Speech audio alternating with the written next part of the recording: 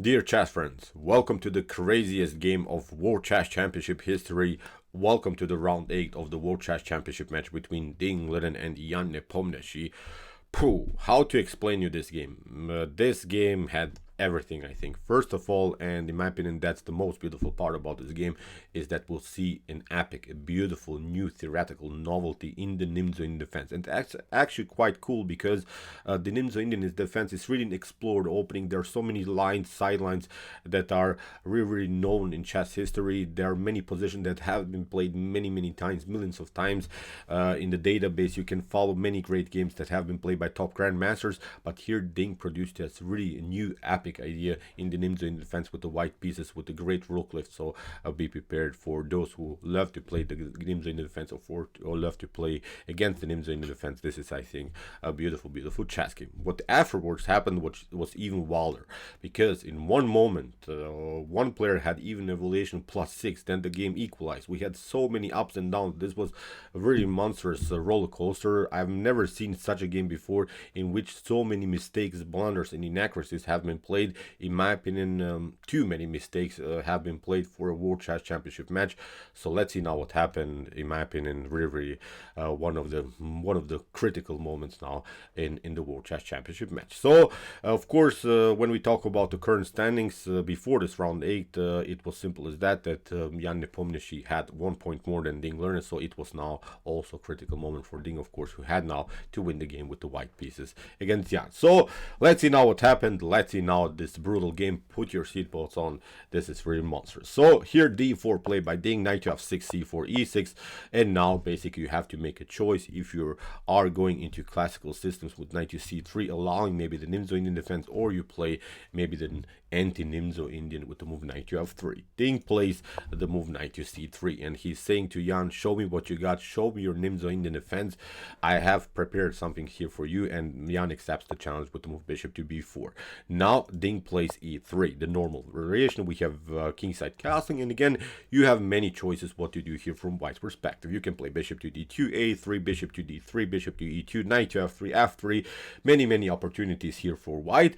Every of this move is perfectly fine, but every of these moves is also a specific story. Whenever you play maybe some classical systems of the Nimzo Indian, there are so many sidelines still. If you play another sideline, there's still this sideline 3 goes all over the board. So it's really complicated to play the Nimzo Indian defense, but of course there are certain strategies that can be applied for any of these positions. So in my opinion, still the Nimzo Indian is an opening that should be studied from a positional point of view, not just to learn this lines by heart. So in the game, after kingside castling, now we have a3, and after bishop to c3, b takes c3, we have now the same-ish variation of the Nimzo Indian defense. And okay, White continues the game with the bishop pair.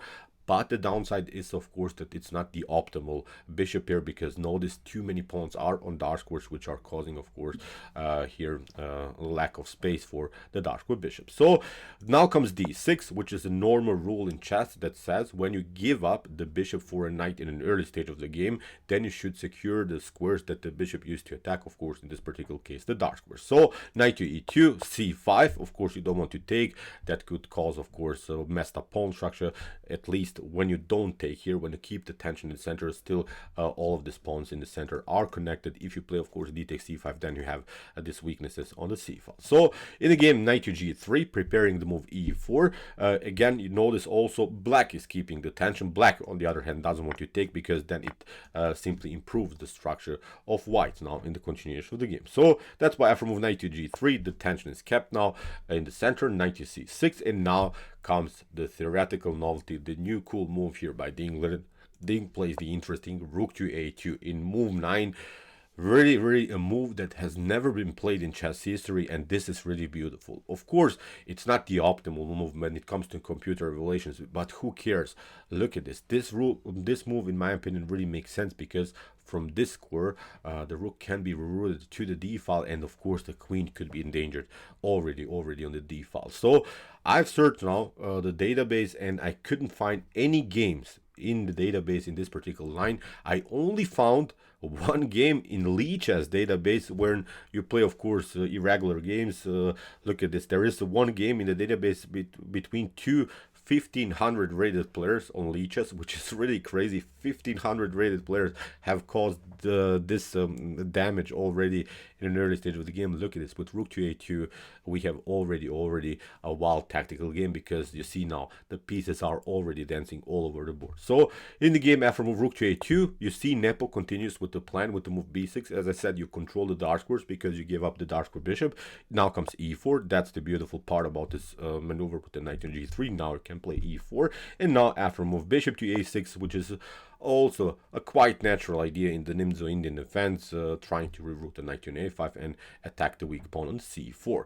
Now Ding goes with bishop to g5, and of course knight to a5 would be very, very risky now, because you get this one. Knight to h5 is already messed up here for black. You can maybe pick up here this piece, but now bishop to f6, g takes f6, for instance, queen to g4 is in one of these lines game over for black. So black also has to be careful. So that's why Nepo kicks away this bishop from g5 with the move h6. But now another interesting idea here by Ding. Ding plays h4, is now playing on this Fisher pole tactic. If you of course take here, then of course the h file gets open, and again black has several problems with potential rook and queen batters on the h file. So in the game here you cannot play bishop to e3, then of course here knight to a5 is going to happen, and now I think you could really lose the battle here around the square c4. So after move h4, here Nepo is saying, okay, show me what you got now on the h file. H takes g5. Here we have h takes g5. Of course, you cannot step back. Knight to d7 is not possible, because here after move queen to h5, actually you get even checkmated. So now comes, in my opinion, maybe not the critical moment of the game, but already maybe tiny little inaccuracy by Nepo. He plays now the move g6, and let's play a couple of moves of this particular line. So okay, Nepo played g6. I wanted to show you what was maybe better for Nepo. After move g6, g takes f6 was played, queen to f6, and you see now with the move e5, Ding had this chance to attack the queen. D takes e5. That was now the brilliant choice by Ding. But after move d5, notice that the knight doesn't have access to the d4 square. That's now the main issue here. So you see in this line, the knight cannot jump on d4. In another line, if you play c takes d4 instead of this move g6 immediately, so as I said, g6 was the move by Nepo.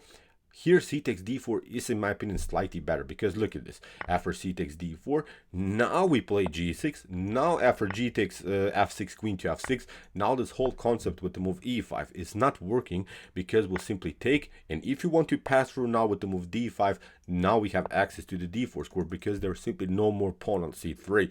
This was much better for Nepo. Of course, Ding doesn't have to play the game like this, but this was maybe a way to go, maybe much better for Nepo to defend the position. Now after move g6, notice that the c3 pawn is taking now the square on d4 for Dingler. That was, I think, already a tiny little advantage here for Ding. Here Ding, I think, outplayed a little bit in the opening theory Jan Nepomniachtchi. So g takes f6, queen to f6. Of course, nothing is lost. The engine gives here equal chances, so not that Jan will lose the game because he played this line. Now we have e5, and now, as I said, Ding is causing now some damage in the center of the board. Opens the center with the king in the center. We have here rook lift. We have here an attack on the h file. The queen could come into the game. Really already a brutal, sharp tactical game that goes all over the board. So d takes e5. We have d5. Now comes this idea. Yes, as we said, Nepo doesn't have access to the d4 square. We have now knight to e7. Although rook from a to d8 is also an interesting idea, but still, I think, look at this. That was actually here Ding's idea. Rook to d2 would probably come. E takes d5, c takes d5. Now we have to take, and okay, maybe this was also an interesting idea for Nepo. This wasn't played in the game, but still I kind of don't like any more black's position somehow. It seems to me that white could actually come with many pieces into the game. So, okay, maybe this was also one of the possible lines. But okay, here Nepo goes with knight to e7. We have now the move d6. This pawn is rolling. Knight to f5. Good choice here by Nepo, trying now to simplify the game by trading off the knights. But now comes the actual idea by Ding. Knight to e4, hitting now the queen on f6. We have queen to d8, and now queen to d3. This is of course the main idea. We're trying not to get the queen on the h file, and even in some lines deliver check it maybe on h8 or h7. So that's why Nepo has to play now the move king to g7. He's now liberating the line for the rook, and he's trying now to compete, of course, with the rook and queen battery on the h file. So now comes g4, kicking with the knight, bishop to b7. Good defensive move here by Nepo, because of course you cannot take after something like this. Look at this. The rook is hanging on h1, so it's game over here, I think, for Ding. That's why rook to h3. First, Ding gets out of the attack. We have now knight to h4, and now after move g5, this was now a beautiful move here by Ding. First of all, what this move is doing is, of course, is disconnecting the queen from the defense of the knight. On the other hand, what's also great, it causes now some tactical damage around the square f6, because the g5 pawn is not allowing f6 moves. If that happens, then of course we'll simply take it. And now the pawn on e5 is weak, so in some of these lines we're trying to play queen to g3, and then maybe to play the move queen to e5, which could be also very, very dangerous here for black. Now comes the first critical moment of the game. Here Nepo has to compete on the h file. He has to play rook to h8. Now Ding of course will continue with queen to g3. This wasn't played again in game, but as I said, this is now very, very important what happened. After move queen to g3, queen to e5 is now the serious threat, but actually this is defendable, because now you can pick up here the piece. Now we pick up also the pawn. After f6 we can simply pick up also the bishop on e4, and now actually after f takes g4, g5, everything is glued together, everything is compact here, because knight to f6 instead of this move queen to g3 is not so good, because now we get e4, and then of course you have to step back with the knight, and this should be again a good continuation here for black. So see, rook to h8 was the way to go here for Jan Nepomniachtchi. Knight to f5 on the other hand is also not working. If you play knight to f5, then f4 is coming. Look how really, really messed up already this position is. This wasn't also played by Nepo, but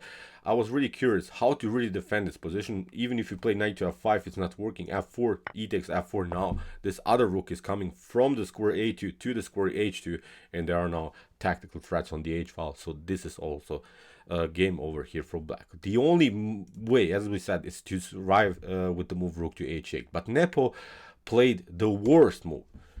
He played now bishop to e4. Really, really wild stuff, because after queen to e4, knight to f5, he hoped now to cement this knight on a beautiful square. But now look at this. Rook to d2 is coming, and you cannot pick up the pawn. That's the issue. Knight to d6, queen to d6, and the game is over. If you play, for instance, something like rook to b8, then we can play f4, rook to h8, and now we can play a check. Look at this f6. We can simply trade off more pieces. Now, after a couple more moves, after f takes e5, for instance, we have now the supported pass pawn still with this bishop's activity. This would be, I think, really, really an unpleasant game here for Jan Nepomniachtchi. But after move rook to d2, Nepo played rook to h8 even, which is much, much worse, because after rook to h8, queen to h8, now, believe me or not, the evaluation here is 6.5 in white's favor. So in any of these lines, this should be already winning for white. What's the winning move? Pause the video and maybe try to see now the winning continuation. Maybe if you haven't watched the live stream, try to see now to solve this mini puzzle. What would you do in this particular position? Can you maybe destroy Jan Nepomniachtchi already in the early stage of the game? So we're now in move 26, and Ding had now his first chance to seal the game, to win the game immediately. Okay, here the winning line is rook to d3. That would be really, really monstrous, because, for instance, if you play rook to d8, if you try somehow to get the piece again and attack the pawn on d6, then rook to h3, and you have to even sacrifice the queen, because if you play something like queen to f8, then of course the queen to e5 is going to happen. You can maybe try this line f6, g takes f6, queen to f6, but now look at this, rook to h7 is causing now tactical damage. The king gets deflected from the defense of the queen, so it's not working. So even if you play queen to f8 here immediately, again the same sequence happens. So again, it's not working. So you cannot do anything. Even if you play, instead of this move rook to d8, queen to f8, if you don't even play a tempo with the rook, again rook to h3 is going to happen now, the same sequence. So you cannot prevent this idea. That's the main issue, and this was now huge opportunity for Ding to seal the game. But unfortunately for him, he played now the risky, and it's a blunder, the move d7. And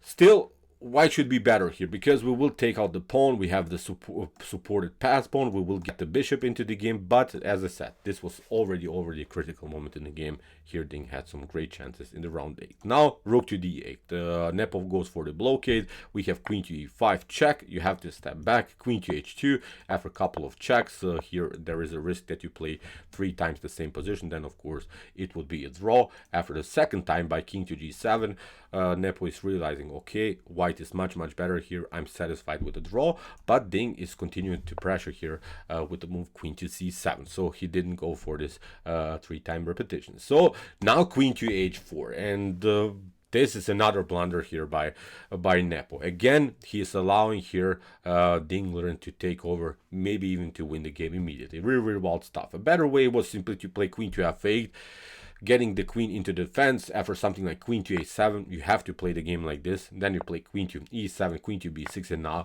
with the knight move on h4, you have at least opportunities maybe to play knight to f3, maybe even queen to g5, because you're having at least this blockade. At least you protect the position somehow.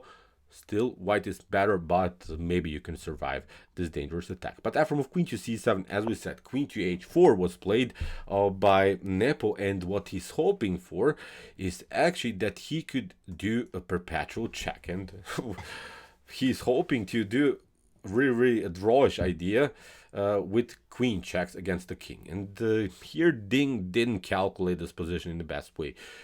Actually, what he should have done is actually to accept Nepo's challenge with the move queen to d8.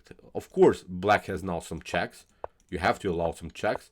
But now, when the queen gets here, you don't have any more opportunities.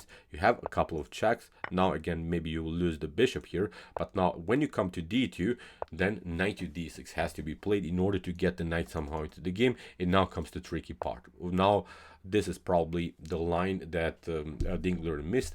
Queen to f6 would be an opportunity. Now when the king comes here on h7, you have this beautiful stunning tactic. This wasn't played in the game, but this was really epic what happened. Look at this. You have queen to h8, king to h8, and now you promote the queen. Will pick up the knight, and you hide with king to c1, king to b2, and again, this would be game over here for Jan Nepomniachtchi. Really wild stuff.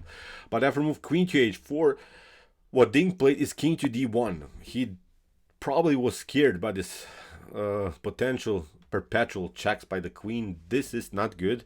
Suddenly Nepo can equalize here. The game can maybe also make a draw here, because of course Nepo goes now with queen to g5. He simply picks up now the pawn and connects again the queen to the defense of the rook. So we have king to c2. Still, there are opportunities here for Ding, because still he has this passer. He has only to, of course, to include somehow the bishop into the game. We have queen to e7, bishop to g2, and now another blunder here by Nepo, e5.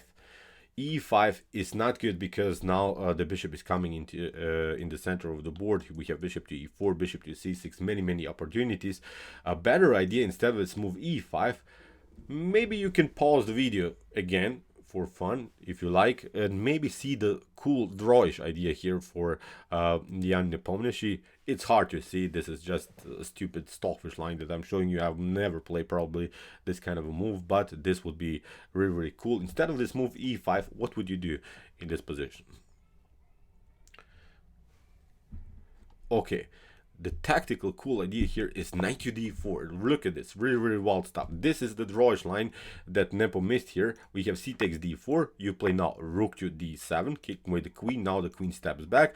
We have here c takes d4, rook to d4, and now you play this line, queen to a3. After rook to d7, you have a check, and now we pick up simply the rook on d7, and this should be a draw. Of course, White has the bishop, but of course 5 versus 2 pawns here. You only hold this position on the 7th rank, and this is, in my opinion, a draw for sure. So, but e5 was played by Nepo, bishop to e4 by Ding, knight to h6. We have queen to a7. Ding is picking up every pawn now here on the queen side. This is again a winning game here for Ding Liren. After knight to g4, now comes another blunder now by Ding. Really wild stuff. Bishop to f3. Whew, such a roller coaster. Look at this. Bishop to f3. Of course, knight to f2 here was played by Jan. Look at this. After bishop to f3, instead of this move bishop to f3, you have to play bishop to c6. You have to connect again your bishop to the pawn. And now, of course, this kind of stuff is not working because the bishop is good here, always not allowing this pawn to be taken. But now, after move bishop to f3, Nepo found this other beautiful idea that he missed before. This knight sacrifice on d4 turned around now on the square f2, because now after rook to f2, Nepo plays e4. We have now rook to e2. We have now f5, and look at this. Nepo is connecting now 3 passers here on the king side. Really wild stuff. In the next couple moves, he will eventually take out now the pawn on d7. In the game here, queen to b6 was played by Ding Liren, and Nepo simply took now the pawn on d7. And pooh, let's stop now the position a little bit, because we haven't reached now time control. We are now in move 40. Both players gained now 1 hour on the clock, which was very important, because Ding was again under time pressure, like he was many times so far in the World Chess Championship match. After move rook to d7, as we said, here was now a new position again. I think it's playable for both sides. I'm not sure which position would I love to play more, because this passer is dangerous, and also these 3 passers are here dangerous. Both kings are exposed, so let's see now what happened in the continuation of the game after move 40. After rook to d7, here Ding went with queen to b8. Of course, you cannot pick up so far the bishop, but now Nepo plays the correct choice, plays now queen to d6, simplifies the game, because there's always a threat of also queen to d1. So here, after queen to d6, rook to d6, Ding didn't want to tolerate now this 3 connected passers, simply sacrifice the bishop. After f takes e4, rook to e4, king to f6, and rook to e8. Actually, in this position, both players agreed to a draw, which is, in my opinion, the correct choice. Both players have a passer. Of course, White has an extra pawn here, but it's a double pawn, so it's really a theoretical draw. In top grandmaster level, I think both of these players would not mess this up. But who knows, maybe when you watch now this game today, it was really messy. So, pooh, this was something else. I'm not sure if I've ever seen a game like this before in World Chess Championship history. Ding missed his chances, I think, here. We have to say it, we have to be honest. Ding had a winning position here. Jan got away a little bit with murder here. But now Ding has to somehow get back psychologically, because this will be, I think, such a defeat for him, although it's a draw. In the next round, he's playing again with the white pieces. Maybe he can make something happen, but this was really, I think, not a good game for him, because he's supposed to win this one. I'm sure that many other top grandmasters would maybe seal the game. Unfortunately, Ding missed it today. Again, he gets under time pressure. That's what we have discussed so far in the World Chess Championship match. Ding is so well prepared. He's playing great tactics. He's playing cool ideas. He's playing, you see this beautiful breakthrough motifs. He lets the pawn roll. He finds good squares, but he is getting always under time pressure.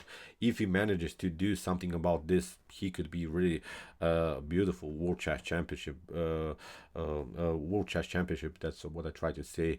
On the other hand, if he doesn't manage to do something about his time control, I think this will be Jan's World Chess Championship. So let's see now what happened in the next couple of rounds. Of course, cover everything, but this was really one of the strangest games that I've seen in World Chess Championship history. So, okay, if you want to see our coverage so far of this epic chess event, check out here is the playlist of the World Chess Championship 2023 between Ding and Jan. And if you like this content, don't forget to hit the subscribe button. See you soon with some more videos, and chess is the best, of course.